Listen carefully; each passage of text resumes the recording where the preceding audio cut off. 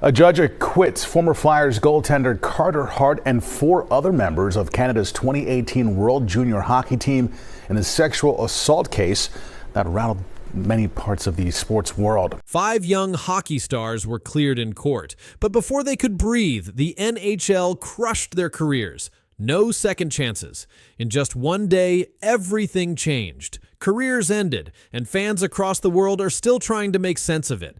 This isn't a game, this is real, and it's not over yet. It is both gratifying and unsurprising to hear an impartial and fully informed decision maker accept Mr. Hart's testimony about what happened on June 19th, 2018 as unshaken, credible, and true. In 2018, 5 young hockey players played for Canada's World Junior team. Their names are Michael McLeod, Carter Hart, Dylan Dubé, Alex Formenton, and Cal Foote. That same year, they went to a party after winning a gold medal. A woman later said they hurt her. She said they all were involved in something serious that night in a hotel room. The police looked into it, but in 2019, they said there wasn't enough proof. The case was closed, but in 2022, it came back. Why? Because people found out that Hockey Canada paid money to settle things quietly. That made fans, the media, and even the government very upset. The case was reopened. This time, it went to court. In April 2025, the trial finally began. It had problems. The first jury was let go. Then a second jury was also let go. So a judge alone had to decide everything. On July 24, 2025, Judge Maria Carocha made her ruling. She said, not guilty. She explained why. The woman's story had problems. Her words didn't match the hotel cameras. The times didn't line up. The judge said the Crown, which is like the government's lawyer, didn't prove the case clearly. The judge said she couldn't be sure what happened, so the law said she had to say, not guilty. But only a few hours later, the NHL made their own move. They didn't wait long. The NHL released a public message. It said, all 5 players were not allowed to return. The reason? The NHL said their behavior was very disturbing and unacceptable. Even if the court didn't call it a crime, the NHL said they were doing their own review. That means they want to look into what happened by themselves. Until they finish, these 5 players can't play in the league. None of the 5 players have current NHL contracts right now. They were all sitting out during the case. But even if they try to come back, they are blocked. This made a lot of people angry. The NHL Players Association, the NHLPA, was not happy. They said the league can't do this. They said the law cleared the players. And the league rules, called the CBA, say that players must be treated fairly. The NHLPA said they should now have the opportunity to return to work. They also said the players had already lost over a full season. They missed their jobs, and now the league is keeping them out even longer. Experts spoke up too. Ann Pegararo, a sports professor from the University of Guelph, told reporters this kind of move by the NHL isn't normal, but it's not the first time either. She said in 2022, a player named Jake Virtanen was found not guilty but was still let go by the Edmonton Oilers. He ended up playing in Europe. Others said this kind of decision hurts trust in hockey. People protested outside the courthouse after the ruling. Some held signs saying, I believe her. Others said Hockey Canada tried to hide the truth. The woman in the case said she felt like no one believed her. Her lawyer said she never experienced not being believed like this before.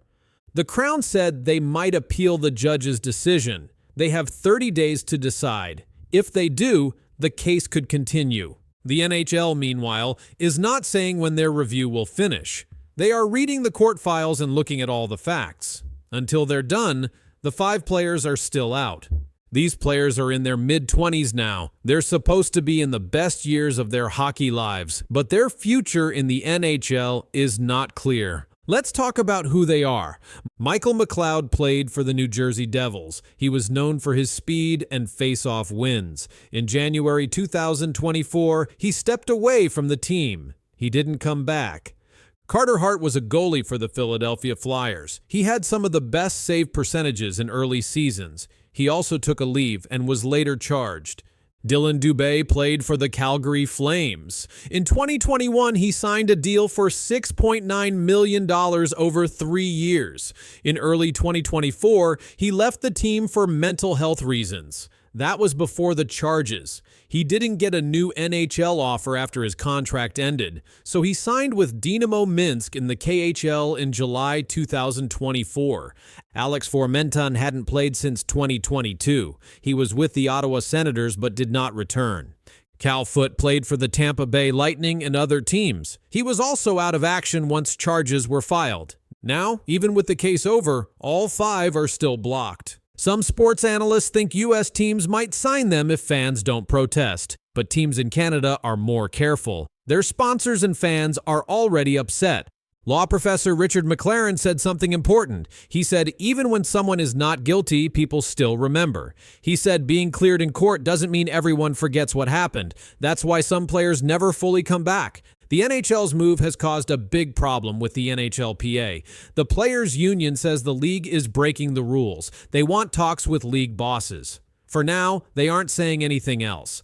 Hockey Canada is also still doing its own review. That is separate from the court case. It's about their own code of conduct. We don't know what their final report will say. Right now, it's still private. Let's go back to how this all started. In 2018, the 5 players were in London, Ontario for a Hockey Canada event. That's where the woman said the assault happened. Hockey Canada found out but didn't report everything. Instead, they used money from player fees to settle a civil case in 2022.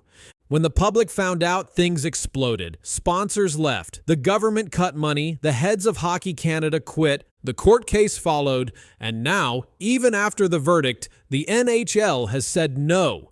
That's why fans are calling this a career-ending moment. Because even though a judge said not guilty, the NHL said you're done for now. This case is not just about 5 players. It's about trust. It's about fairness. And it's about what happens when a sports league makes its own rules. There is no word yet on when the NHL's review will finish.